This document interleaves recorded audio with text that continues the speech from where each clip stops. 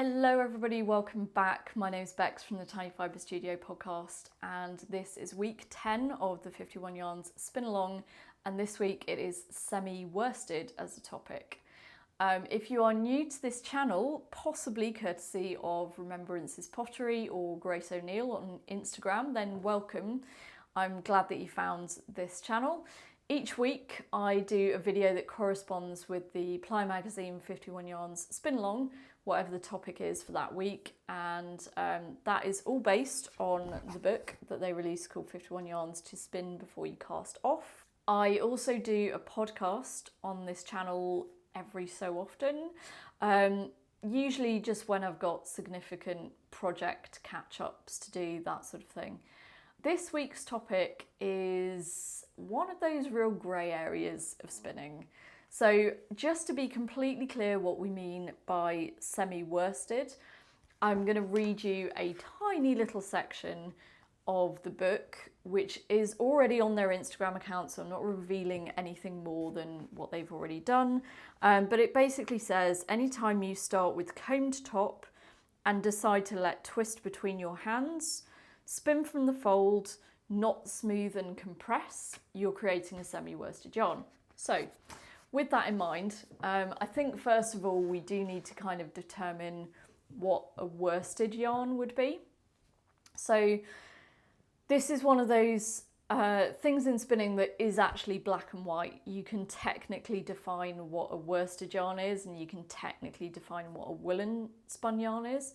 A worsted spun yarn, a true worsted, would be combed top with all of the tips in the same direction, that has been dizzed off the combs, so keeping everything aligned, and has been spun short forward draw.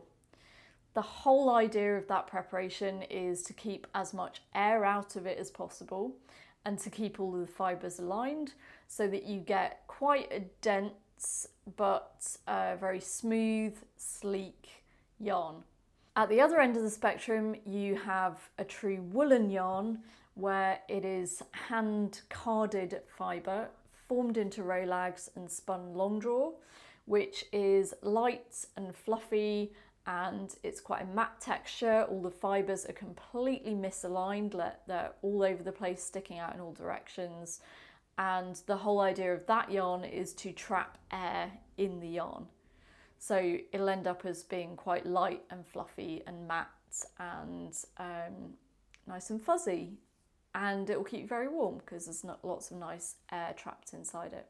So those are the technical definitions. But the other thing that we need to think about is whenever people talk about a worsted yarn, it can get confusing, because if you're talking to a knitter and you say worsted yarn, they will instantly think that you mean a particular diameter of yarn. Told you it got confusing. You could also say that different types of fibre preparations are worsted or woolen preparations, and you can talk about drafting as a woolen or a worsted type of preparation. Super confusing.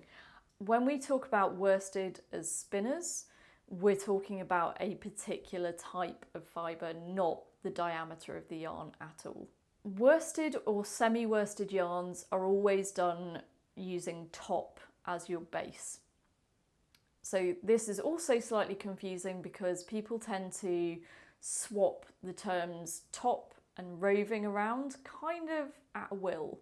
Some people call it top, some people will call it roving. They think it's the same thing, it's not. Top is a combed preparation. So technically you can only really get that by hand combing. However, you will get commercial top, and I have some of that now.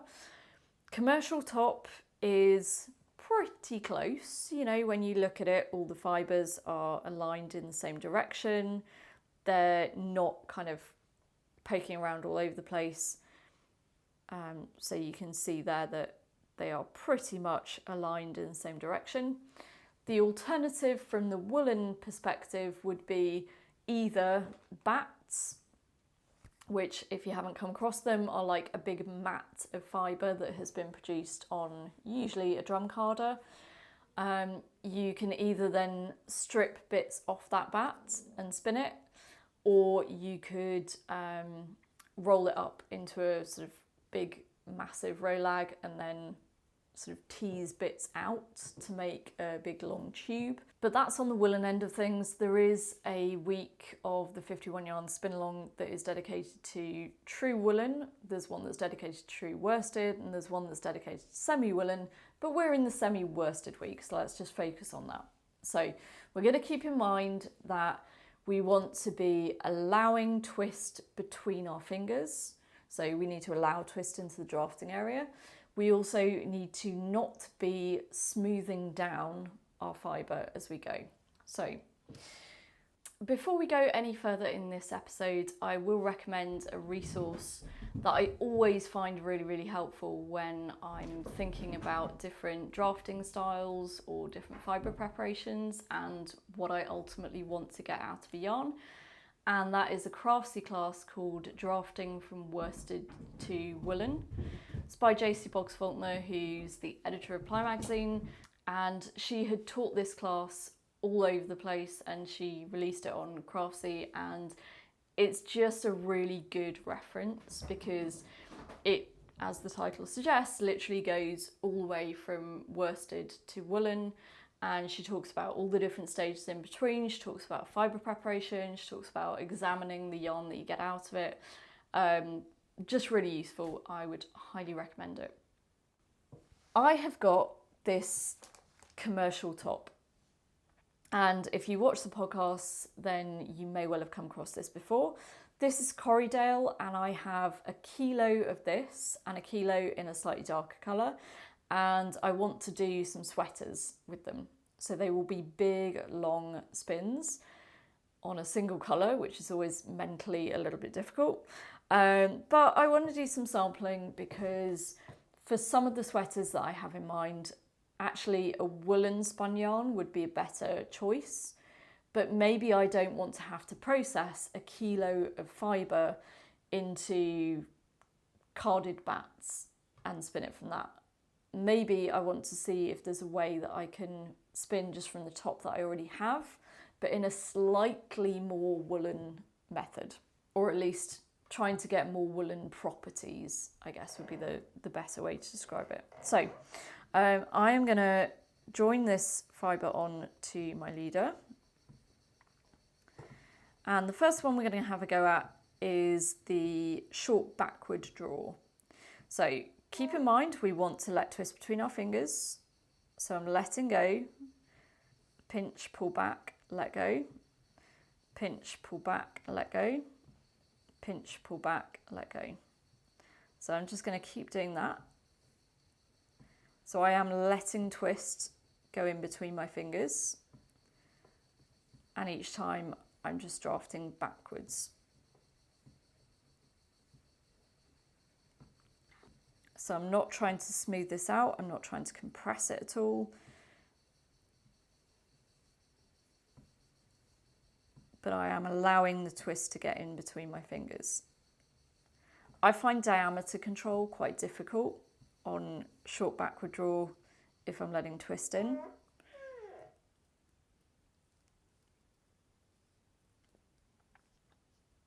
Okay, so spun a little bit of short backward draw, allowing the twist to get in between my fingers. And even though it's top, you can see that it's quite fluffy. There's quite a lot of air trapped in that. And I'm just going to take that little sample off and I'll tie a knot in it. I'm going to tie one knot in this. This is something that I quite often do if I'm sampling little bits of several different methods. I'll tie increasing numbers of knots in them, at least until I can get them into my sample book and actually write them down properly. So that is sample number one. And that is short backward draw, allowing the twist to go in between my fingers.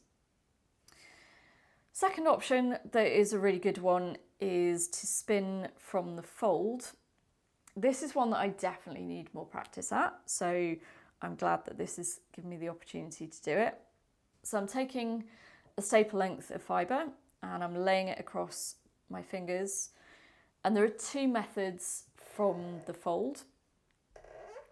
This one that I'm going to try first is spinning from the tip of my finger.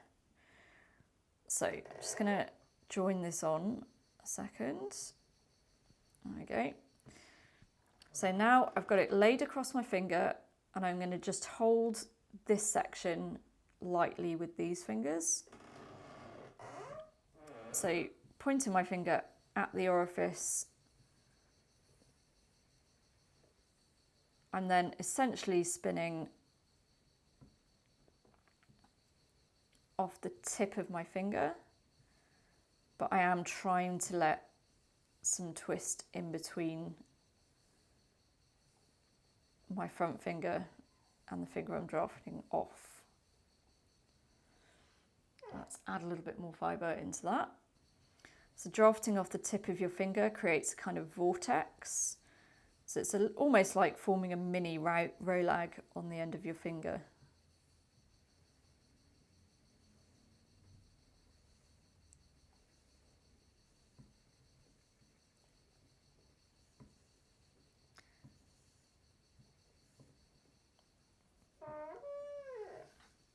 Okay, so that's that one. Let's do a ply back test of that. Oh, loads and loads and loads of air in that one. If I just compare those two, I can definitely tell, even from the colour, there's a slight change in colour because this one has that little bit extra air in it. And so it makes it look more matte, and that also lifts the colour about one shade lighter. To my eyes, in person at least. I can't guarantee this is going to come across that well on the video. The other from the fold method is spinning, J. Faulkner calls it from the flat. So instead of pointing your finger at the orifice, you're keeping it parallel with the orifice and you're spinning the fibres kind of folded off your finger. Let me just get this started a minute. That's a bit of a mess.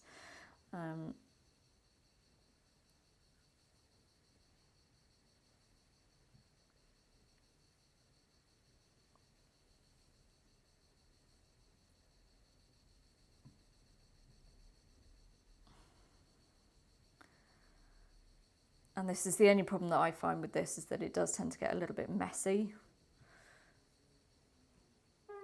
And I definitely find diameter control much more difficult with this one.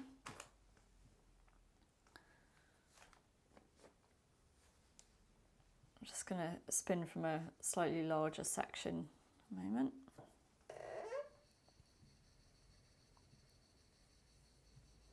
So you can see that it's kind of coming off my finger, folded in half. That can be a really, really useful option for fibres that are very long, particularly if you're not used to spinning those types of fibres. It can be very helpful to be able to kind of halve the length of the staple.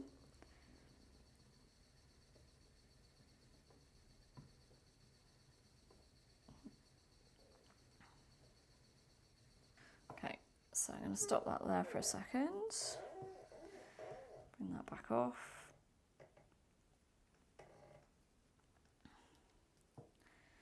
And then give that a little ply back test.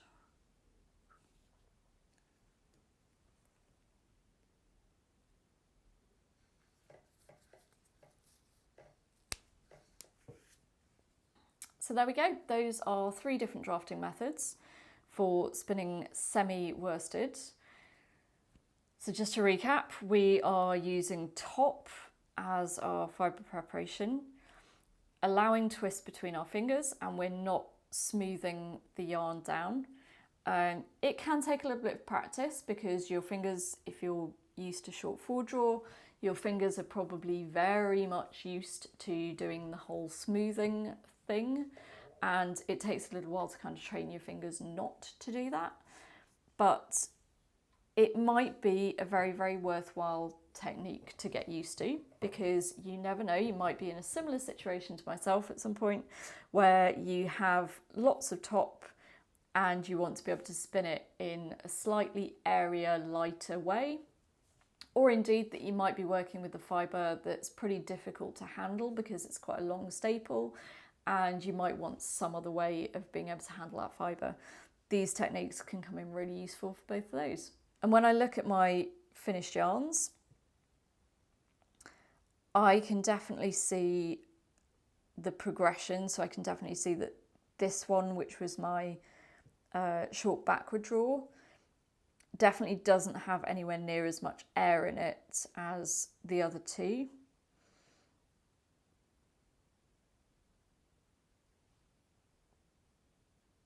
Even just from a stretch point of view, there's nowhere near as much stretch in the short backward draw one.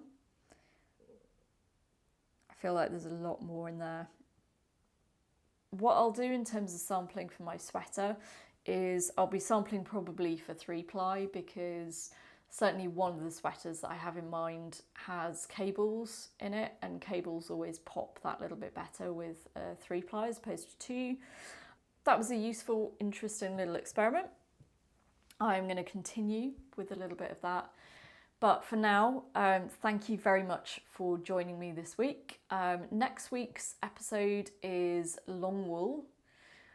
So I need to have a little bit of a hunt through my fibre stash and see what I have. Also, apologies for the fact that this episode is a little bit later in the week than previous episodes have been. The chances are that next week's episode will also be probably a little bit on the late side, unless I manage to film it today, which I somehow doubt, but we'll see. In between now and the next episode, you can find me on Instagram as Tiny Fibre Studio, and on Ravelry I'm Ibex. Thank you very much for watching. I hope you have enjoyed your semi-worsted week of the spin along, and I will see you next week.